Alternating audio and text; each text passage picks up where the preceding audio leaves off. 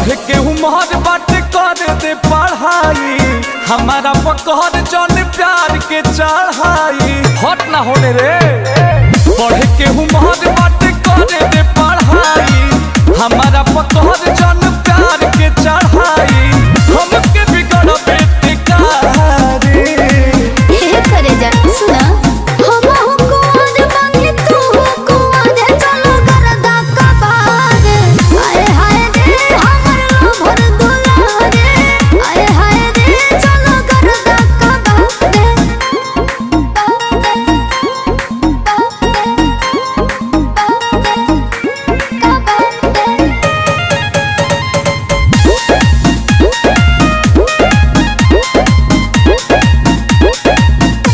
खेले के उमर बाटे कहता रुखाए के, गलती करब तो पड़ी गंगा नहाए के।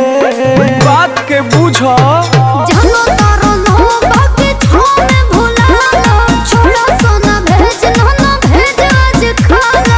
कहते बिगाड़ चाहता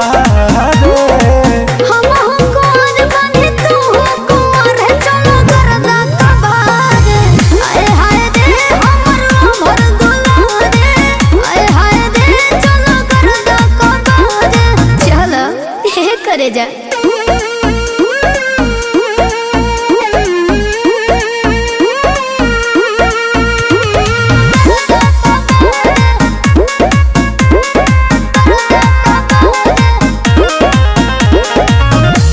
फुल टॉस फेंकता मारे खाती छाका, विकेट गिरही बुआज ऐसन बुझाता।